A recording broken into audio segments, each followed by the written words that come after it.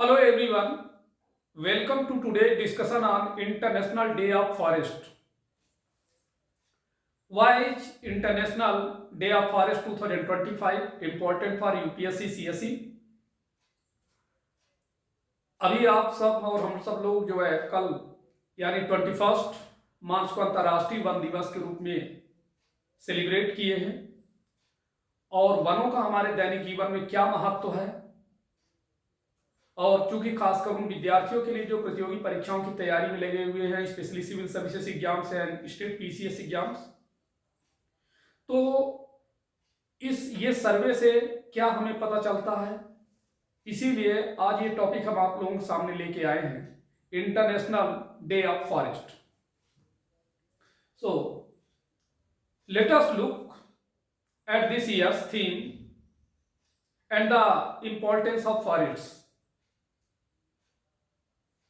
These topics belongs to environment. The United Nations celebration of any specific day becomes important for UPSC CSE. The United Nations has recognized this day to highlight the importance of forests. The theme of this year focuses on the significance of forests in food security, which is important across the UPSC syllabus.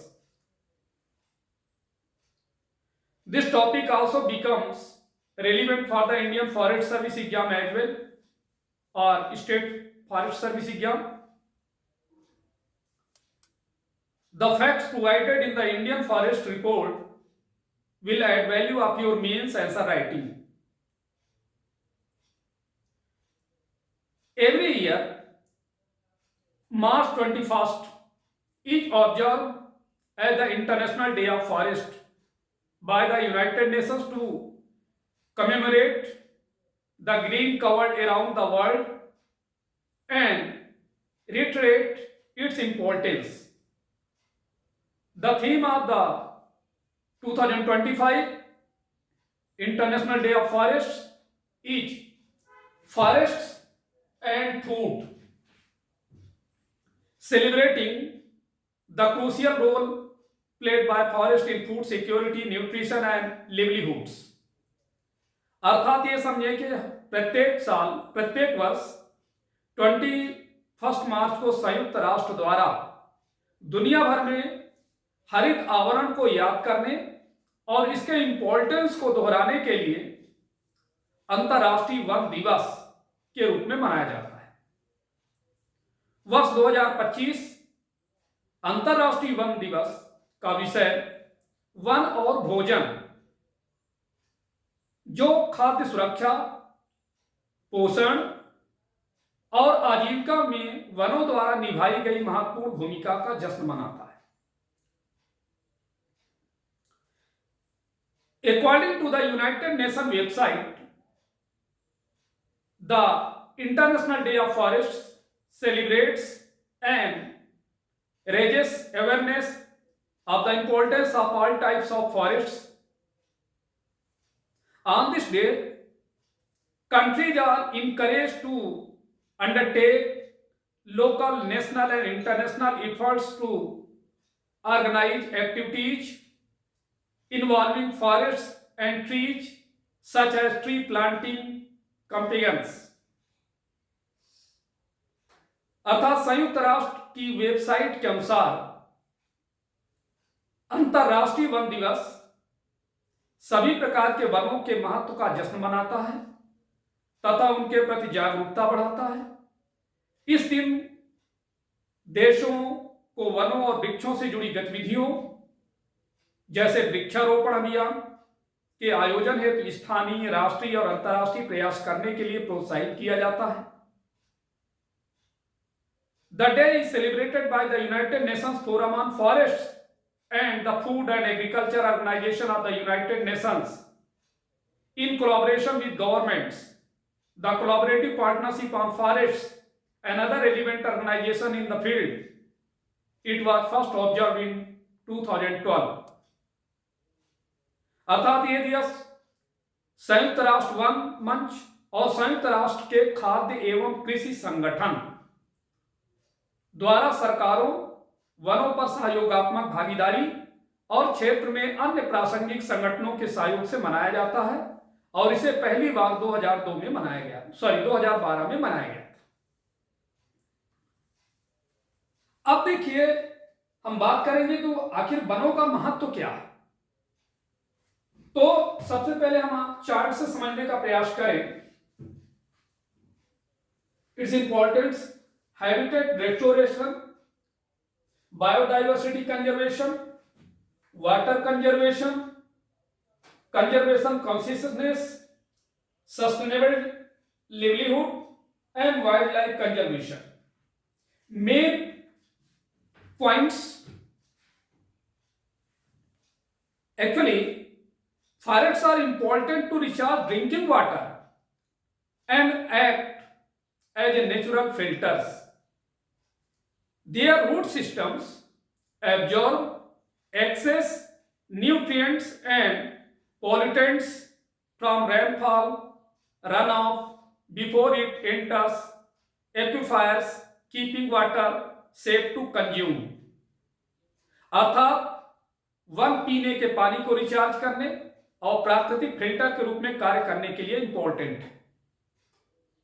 उनकी जड़ प्रणाली वर्षा अपवाह से अतिरिक्त पोषक तत्वों और प्रदूषकों को जलभूतों में जाने से पहले अवशेषित कर लेती हैं, जिससे पानी पीने के लिए सुरक्षित रहता है। Those same roots protects landslides by holding the soil together, combat flooding after heavy rainfall by aiding water absorptions, and in the case of mangrove forests act as a coastal bulwark during storms by buffering surges। अर्थात जड़ें मिट्टी को एक साथ रखकर भूस्खलन से बचाती हैं, भारी वर्षा के बाद जल अवशोषण में सहायता करके बाढ़ से लड़ती हैं तथा मैंग्रोव वनों के मामलों में तूफानों के दौरान लहरों को रोककर तटीय सुरक्षा का काम करती हैं। जैसे देखिए, आए दिन जो है समाचार पत्रों की सुर्खियों में बना रहता है कि जम्मू कश्मीर हो गया, उत्तराखंड हो गया, हिमाचल हो गया, वहां पर लैंडस्लाइड यानी पहाड़ों से जो है तो पत्थर गिरते हैं और इस तरीके से। उसका कारण यह है कि वृक्षों की कमी, क्योंकि वृक्ष जो होते हैं वो कहीं ना कहीं मिट्टी को रोक करके रखते हैं। The most important role of the forest is to ensure that we have enough food to eat, either through directly harbouring fruits and wild animals that people eat और by supporting agriculture through sheltering pollinators and supplying waters. अर्थात वनों की सबसे important भूमिका यह सुनिश्चित करता है कि हमारे पास खाने के लिए पर्याप्त भोजन हो, या तो ये फलों और जंगली जानवरों को सीधे आश्रय देकर जिन्हें लोग खाते हैं, या परागकणों को आश्रय देकर और पानी उपलब्ध कराकर कृषि को बढ़ावा देकर। दे directly sustain the livelihood of 1.6 billion people, providing timber, fuel, food, jobs and shelter. About 300 million people live in forests in India. To protect the livelihood of people dependent of forests, has enacted the Scheduled Tribes and other traditional forest develops Recognition of Forest Rights Act 2006। अर्थात वे सीधे तौर पर 1.6 billion लोगों को आजीविका को बनाए रखते हैं, लकड़ी हो, ईंधन, भोजन, नौकरी और आश्रय प्रदान करते हैं। लगभग 300 मिलियन लोग जंगलों में रहते हैं। भारत में वन पर निर्भर लोगों की आजीविका की रक्षा के लिए अनुसूचित जनजाति और अन्य पारंपरिक वन निवासी जिन्हें वन अधिकारों की मान्यता है, अधिनियम 2006 के तहत अधिनियमित किया गया है। तो अब यहां पर हमने फॉरेस्ट राइट्स एक्ट की बात किया है। So you know forest rights act, the forest rights act provides the legal basis of ownership, rights over non-timber forest products to forest developers. The Act vests several rights with forest dwelling communities, including rights over forest land for habitation and cultivation, right of ownership, access to collect, use and dispose of minor forest produce, right to govern and manage any community forest resource which they have been traditionally conserving of for sustainable use. अर्थात one अधिकार अधिनियम वनवासियों को गैर लकड़ी one उत्पादों पर स्वामित्व अधिकारों का कानूनी आधार प्रदान करता है। यह अधिनियम वनवासियों को कई अधिकार प्रदान करता है, जिसमें निवास और खेती के लिए वन भूमि पर अधिकार, स्वामित्व का अधिकार, लघु वन उपज को इकट्ठा करने, उपयोग करने और निपटाने का अधिकार, किसी भी सामुदायिक वन संसाधन को नियंत्रित करने और प्रबंधित करने का अधिकार शामिल है, जिसे वे पारंपरिक रूप से सतत उपयोग के लिए संरक्षित करते रहे। Forests support more than 80% of biodiversity on land, including 80% of amphibians and 75% of birds. Tropical rainforests are especially heavy lifters, holding more than half the world's vertebrate species. अर्थात वन भूमि 80% से अधिक जैव विविधता को सहारा देते हैं, जिनमें 80% उभयचर और 75% पक्षी शामिल हैं। उष्णकटिबंधीय वर्षावन विशेष रूप से भारी भार उठाने के वाले होते हैं, जिनमें विश्व की आधे से अधिक कशेरुकी की प्रजातियां पाई जाती हैं। Forests are the largest carbon sink on the planet alongside oceans and soil. They hold vast quantities of climate warming gases which are largely released by the burning fossil fuels. अर्थात महासागरों और मिट्टी के साथ साथ वन पृथ्वी पर सबसे बड़े carbon sink है। इसमें जलवायु को गर्म करने वाली गैसों की बड़ी मात्रा होती है, जो मुख्य रूप से जीवाश्म ईंधन के जलने से निकलती है। The world loses 10 million hectares annually due to deforestation, and approximately 70 million hectares are affected by the fires. Protecting and restoring the forest is urgent and necessary. The well-being of the planet and future generations depends on them. विश्व में वनों की कटाई के कारण प्रतिवर्ष 10 million hectare भूमि नष्ट हो जाती है। लगभग 70 मिलियन हेक्टेयर भूमि आग से प्रभावित होती है। वनों की रक्षा और पुनर्स्थापना अति आवश्यक और जरूरी है। ग्रह और भावी पीढ़ियों की भलाई उन्हीं पर निर्भर करता है। Forests also helps to create clouds which reflect sunlight back into space.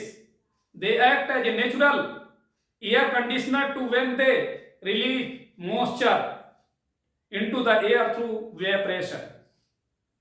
जंगल बादलों को बनाने में भी मदद करते हैं, जो सूर्य की रोशनी को वापस अंतरिक्ष में परावर्तित करते हैं। वे वाष्पीकरण के माध्यम से हवा में नमी छोड़ते हुए प्राकृतिक एयर कंडीशनर यानी एसी के रूप में भी काम करते हैं। Now, let us start India State of Forest Report 2023.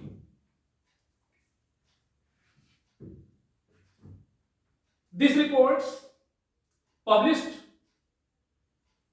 biennially every 2 years by the Forest Survey of India since 1987. यानी प्रत्येक 2 वर्ष के अंतराल पर इंडियन फॉरेस्ट सर्वे रिपोर्ट पेश की जाती है देश में। इसकी शुरुआत 1987 से हुई है।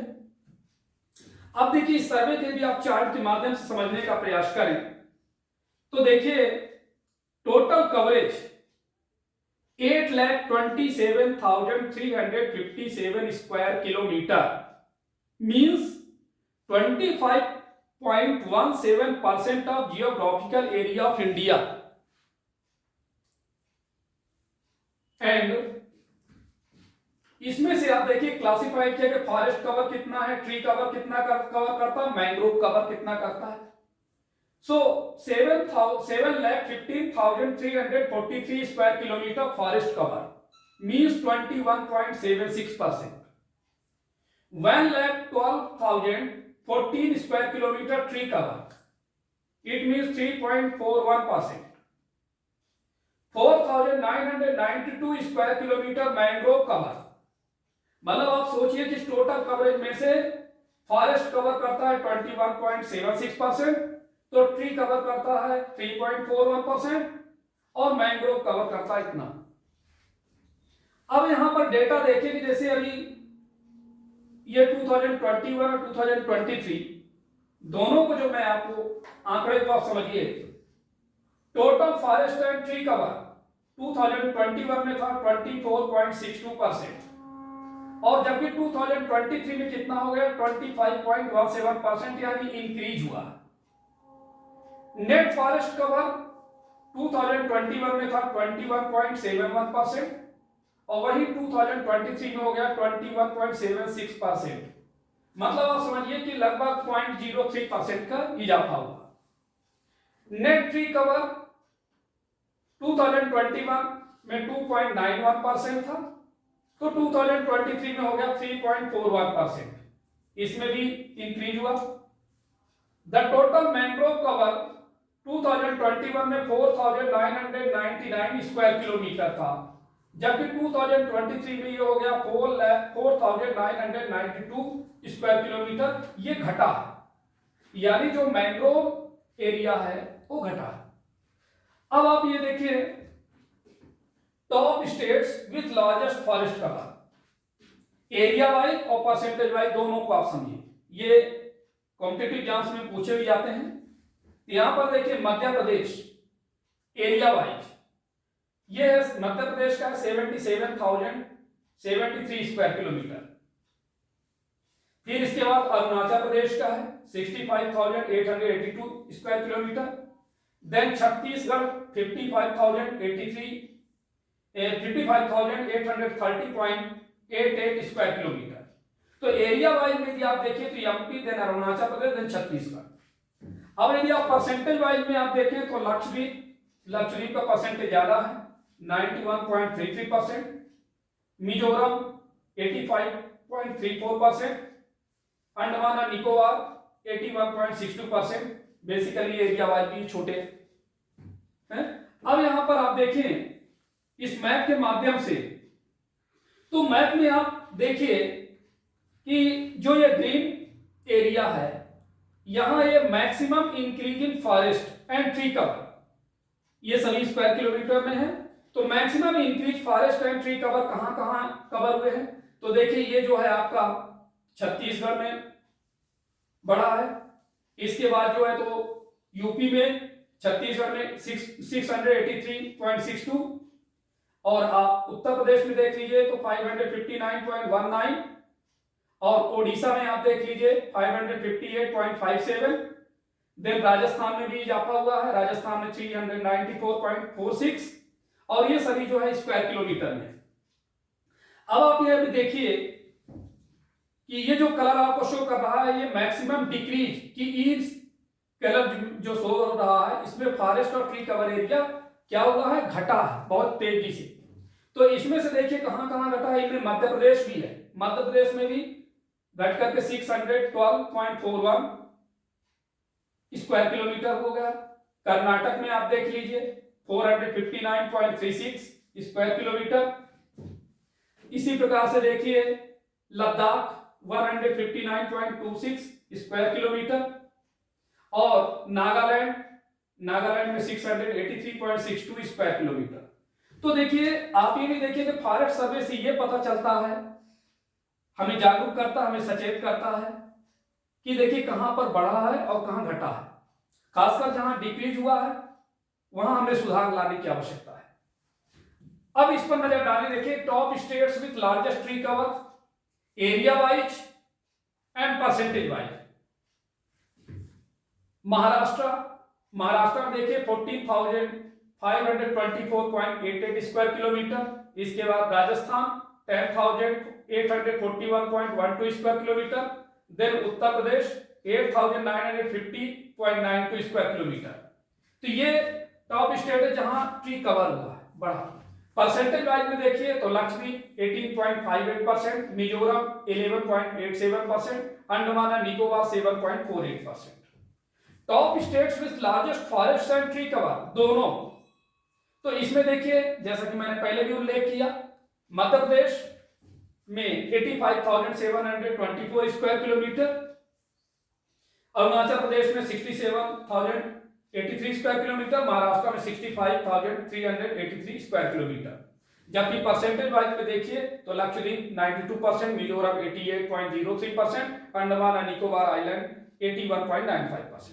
तो इस तरह से देखा जाए कि total carbon stock 30.43 billion tons of carbon dioxide equivalent and current progress 2.29 billion tons additional carbon sink achieve 2005 cloud. तो इस तरह से देखिए, और अगले जो है 2030 के लिए क्या टारगेट है, तो अभी हम लेक्चर में और अच्छे से इसको बताना एक्सप्लेन करेंगे। So in December 2024, the Environment Ministry released the 18th Biennial State of Forest Report 2023. The ISFR is released biennially and involve forest cover mapping of the country using satellite data। अर्थात दिसंबर 2024 में पर्यावरण मंत्रालय ने 18वीं द्विवार्षिक one स्थिति report जारी की, जिसको हम शॉर्ट में अभी ISFR 2023 बोलेंगे। ISFR को द्विवार्षिक रूप से जारी किया जाता है। इसमें सैटेलाइट डेटा का उपयोग करके देश के वन क्षेत्रों का मानचित्रण किया जाता है। The net forest cover has increased by 156.41 square kilometer between 2021 and 2023, taking the geographical area under forest cover to 21.76%, a paltry rise of 0.05% compared to the 2021 assessment. With the increase in the net forest area, the total area under the forest cover is now 7,15,342.61 square kilometre. मतलब आप ये समझिए कि वर्ष 2001 और 2003 के बीच 23 के बीच शुद्ध वन क्षेत्र में 156.41 वर्ग किलोमीटर की वृद्धि हुई, जिससे वन क्षेत्र के अंतर्गत भौगोलिक क्षेत्र 21.76% हो गया, जो 2021 के आकलन की तुलना में 0.05% की मामूली वृद्धि है। और शुद्ध वन क्षेत्र में वृद्धि के साथ वन क्षेत्र के अंतर्गत कुल क्षेत्रफल अब 7,15,342.61 वर्ग किलोमीटर है। Between 2003 and 2013, forest cover increased by 0.61 percentage points from 20.62% to 21.23%. In the next 10 years, it grew up by only 0.53 percentage points to 21.76%। अर्थात 2003 और 2013 के बीच वन क्षेत्र में 0.61% अंकों की वृद्धि हुई, जो 20.62% से बढ़कर 21.23% हो गया, और अगले 10 वर्षों में ये केवल 0.53% अंकों की वृद्धि के साथ 21.76% हो गया। यह हमारी फॉरेस्ट सर्वे रिपोर्ट बताती है 2023 की। Among states the maximum rise in forest and tree cover was seen in Chhattisgarh 683.62 square kilometre, followed by UP 559.19 square kilometre, Odisha 558.57 square kilometre and Rajasthan 394.46 square kilometre.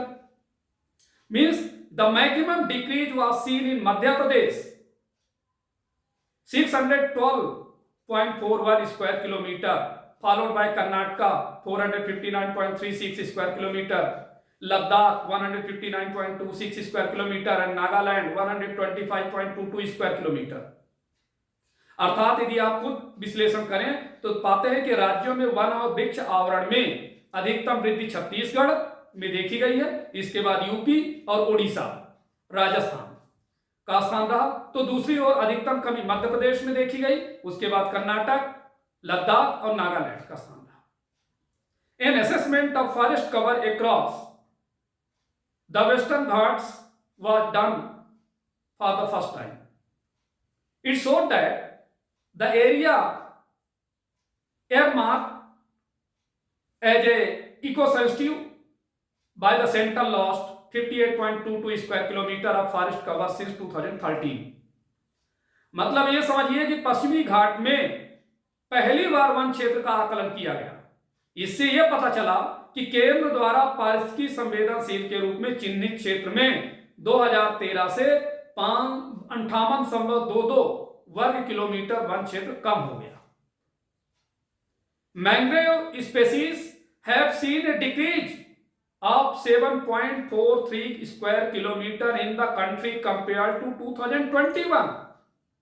The country's total mangrove cover is 4991.68 square kilometre, accounting for 0.15% of the country's total geographical area. अर्थात देश में 2021 की तुलना में mangrove प्रजातियों में 7.43 वर्ग kilometre की कमी देखी गई। देश का कुल मैंग्रोव आवरण 4991.68 वर्ग किलोमीटर है, जो देश के भौगोलिक क्षेत्र का 0.15% है। तो देखिए ये डेटा हमें अलर्ट करते हैं। अब सवाल ये उठता है, देखिए इस टॉपिक से रिलेटेड आगामी परीक्षाओं में क्वेश्चन कैसे पूछे जा सकते हैं। तो ये क्वेश्चन हम आपके सामने लेके आए हैं।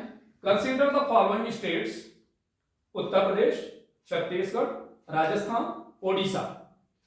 With reference to the states mentioned above in terms of maximum increase in forest and tree cover of state according to the Indian forest report 2023, which of the following is the correct ascending order. तो आप सोचिए यदि आप इसके data को आपने देखा तो आप असेंडिंग ऑर्डर के अकॉर्डिंग आप आंसर दे सकते हैं। Thank you.